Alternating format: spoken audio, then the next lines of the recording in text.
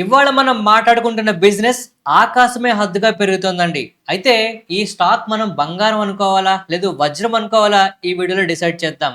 And most importantly ఇవాళ మనం మాట్లాడుకుంటున్న ఈ స్టాక్‌కి 55% అప్‌సైడ్ పొటెన్షియల్ ఉందని బ్రోకరేజ్ సంస్థలు బై రేటింగ్ కూడా ఇస్తున్నాయండి. సో మార్కెట్‌లు అయితే బాగా పడుతున్నాయి. కానీ ఈ స్టాక్ మాత్రం స్టేబుల్‌గా కనిపిస్తుంది. మీరు డైలీ చార్ట్ ఓపెన్ చేసి చూస్తే మీకు అర్థమవుతుందండి. అన్ని స్టాక్స్ పడుతుంటే గడిచిన 1 ఇయర్ గా ఈ స్టాక్ మాత్రం ఒక రేంజ్ బౌండ్ లో ఉండిపోయింది. అండ్ మరీ ముఖ్యంగా చెప్పుకోవాల్సింది ఏంటంటే ఈ కంపెనీకి ఫర్దర్ గా స్కాలబిలిటీ చాలా ఈజీగా ఉంటుంది అంటున్నారు. ఎందుకో ప్రతి విషయం మనం మాట్లాడదాం. నిజంగా కొన్ని స్టాక్స్ ఎలా పెరుగుతున్నాయని చూస్తే ఆశ్చర్యం వేస్తుందండి. ఇవాళ మనం మాట్లాడుకునే స్టాక్ 55% అప్సైడ్ పొటెన్షియల్ ఉంది అని చెప్తున్నారు. అయితే దానికి గల ప్రధాన కారణం ఏంటో తెలుసా? వీళ్ళ తాలూకా గ్రోత్ 37% సిఏజిఆర్ తో కనిపిస్తుందట. జనరల్ గా మార్కెట్లో 15% సిఏజిఆర్ ఉంటే వెనకాల పడతాయండి. మరి 37% అది పెరుగుతోంది. అంత పొటెన్షియల్ ఉందా అంటే ఇప్పుడు మనం మాట్లాడుకునే ప్రతి డీటెయిల్ మీకైతే తెలియాలి. సో ఇప్పుడు స్క్రీన్ మీద చూస్తున్న ఈ ప్రతి క్వశ్చన్ కి మీకు ఆన్సర్ అయితే వస్తుందండి. వీడియో స్కిప్ చేయకుండా చూడండి. నేను చెప్పే పాయింట్స్ మీకు కరెక్ట్ అనిపించినా, లేదు ఈ వీడియో మీకు ఉపయోగపడుతుంది అనిపించినా మన వీడియోకి తప్పకుండా లైక్ చేయండి. ఛానల్ కి సబ్స్క్రైబ్ చేయండి. మొబైల్లో చూస్తున్నప్పుడు కామెంట్ సెక్షన్ మీరు స్వైప్ చేస్తే మీకు హైప్ అనే ఆప్షన్ వస్తుందండి. ఈ హైప్ ని కనుక క్లిక్ చేస్తే నిజంగా మా ఛానల్ కి చాలా హెల్ప్ చేసిన వాళ్ళు అవుతారు. ఈ హెల్ప్ చేస్తారని ఆశిస్తూ let's continue the video. So ఇప్పుడు ఈ స్టాక్ గురించి ఫర్దర్ గా మాట్లాడే ముందు ఒక చిన్న డిస్క్లైమర్ అండి. ఈ వీడియోని 1వ తారీఖు రాత్రి అయితే నేను రికార్డ్ చేస్తున్నా. ఇది మీకు శుక్రవారం కానీ, శనివారం కానీ, ఆదివారం కానీ రావచ్చు. సో నేను చూపించే డేటాలో చిన్న చిన్న మార్పులు అయితే ఉంటాయి కానీ ఓవరాల్ స్టోరీలో ఎటువంటి మార్పు ఉండదండి. అండ్ ఇంత తొందరగా రికార్డ్ చేయడం గల కారణం ఏంటంటే నేను తిరుపతి అయితే వెళ్తున్నా. నేను మనస్ఫూర్తిగా చెప్తున్నానండి, మార్కెట్లు పడిపోతున్న ఈ టైంలో అందరికీ స్వామివారి బ్లెస్సింగ్స్ రావాలి, మనందరికీ మంచి జరగాలని నేను మనస్ఫూర్తిగా కోరుకుంటున్నా. సో ఇప్పుడు మనం కంపెనీ గురించి మాట్లాడుకుందామండి. ఈ కంపెనీ క్లియర్ గా బి జ్యువెలరీ అంటే డైరెక్ట్ గా మనకి కంపెనీస్ కి వీళ్ళు మ్యానుఫ్యాక్చర్ చేసిస్తారండి. బయట రిటైల్ స్టోర్స్ ఎక్కడ కనబడవు. అండ్ కంపెనీ డీటెయిల్స్ మీరు స్క్రీన్ మీద చూడొచ్చు. సో ఇప్పుడు కంపెనీ తలక కొన్ని గ్రోత్ పారామీటర్స్ గురించి చూద్దామండి. ఇవి నేను చూపించి మీకు ఏదో చెప్పేస్తున్నాను అనుకోవద్దు. ఇవన్నీ కూడా పబ్లిక్ గా అవైలబుల్ డేటా అండి. మీరు స్క్రీనర్ లో కూడా చూడొచ్చు. సో ఈ కంపెనీ తలక సేల్స్ గ్రోత్ ఎలా కనిపిస్తుందో చూడండి. ప్రాఫిట్లు ఎంత స్పీడ్ గా పెరుగుతున్నాయి, లేదంటే సేల్స్ ఎలా పెరుగుతున్నాయి, ఓవరాల్ గా లాస్ట్ 12 months లో ఎక్కడి నుంచి ఎంత వరకు గ్రోత్ కనిపిస్తుంది, ఈ పారామీటర్స్ మీరు చూసారా? ఇవి నోట్ చేసుకోండి. కంపెనీ తలక ఆర్ఓఏ అవ్వచ్చు, ఆర్ఓసి అవ్వచ్చు, ప్రతి విషయంలోని చాలా మెరిట్ గా కనిపిస్తున్న కంపెనీ. మరి ఇలాంటి కంపెనీస్ ఎందుకు పడిపోతున్నాయి? మీరు చూస్తే డైలీ చార్ట్ ఓపెన్ చేసి చూడండి. గడిచిన 1 year గా ఈ స్టాక్ 20% వరకు మాత్రమే పడింది.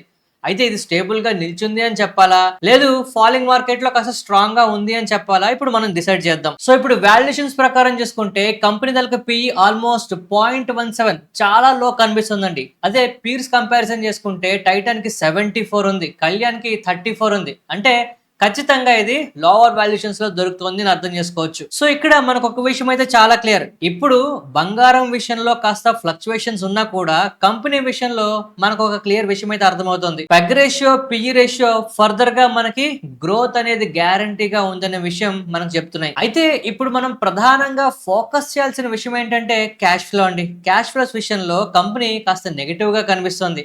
మరింత నెగిటివ్స్ ఉన్నా కూడా మన వాళ్ళందరూ కూడా ఎందుకు దీనికి పాజిటివ్ రేటింగ్స్ ఇస్తున్నారు, ఎందుకు పెరుగుతుంది అంటున్నారో ఇప్పుడు మనం చూద్దాం. మల్టిపుల్ ఇయర్స్ గా కంపెనీ తలక క్యాష్ ఫ్లోస్ నెగిటివ్ గా ఉన్నాయండి. Especially cash from operations negative గా ఉండడం అనేది పాజిటివ్ విషయం కాదు. అందులోకి FY25 లో గమనించారా అండి, క్యాష్ ఫ్రమ్ ఆపరేషన్స్ ఆల్మోస్ట్ -273 కోట్లట.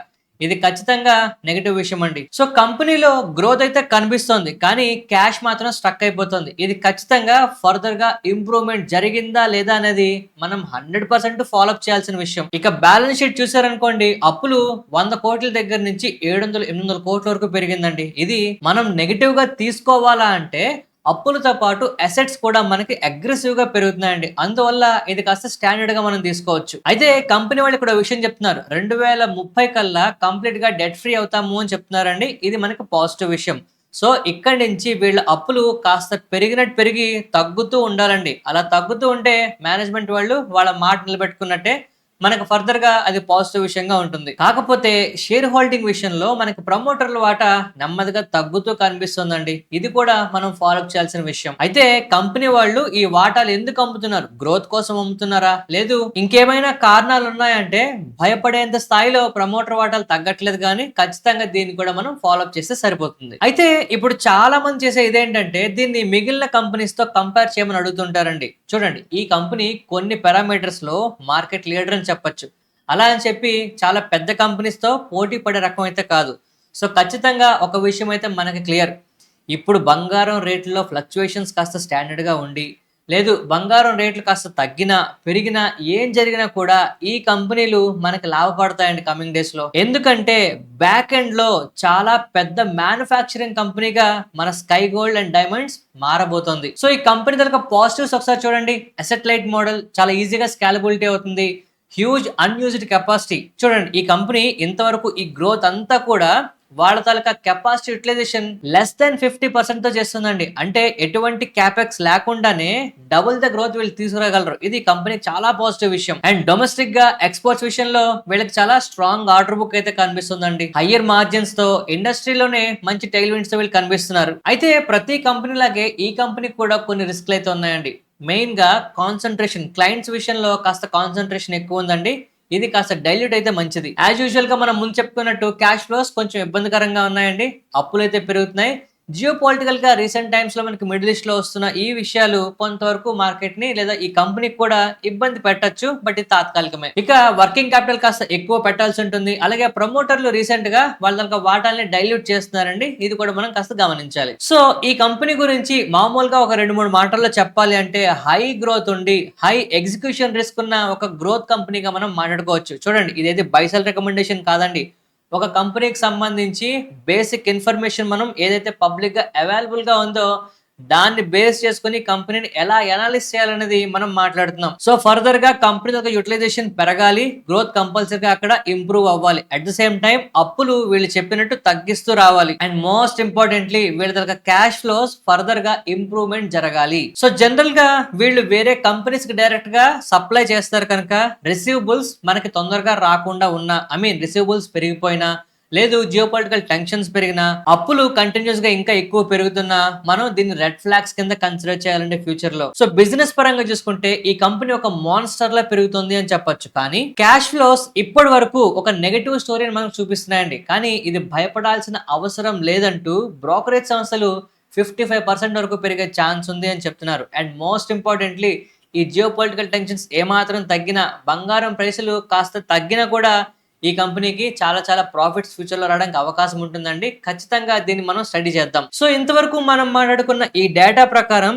ఈ కంపెనీ గురించి మీకు ఏమనిపిస్తుంది? ఈ కంపెనీ యొక్క గ్రోత్ మీకు సస్టైనబుల్ గా కనిపిస్తుందా, లేదు నేను కవర్ చేయని ఇంకేమైనా ఇంపార్టెంట్ పాయింట్స్ మీ దగ్గర ఉన్నాయా? ఖచ్చితంగా కామెంట్ సెక్షన్ లో చెప్పండి.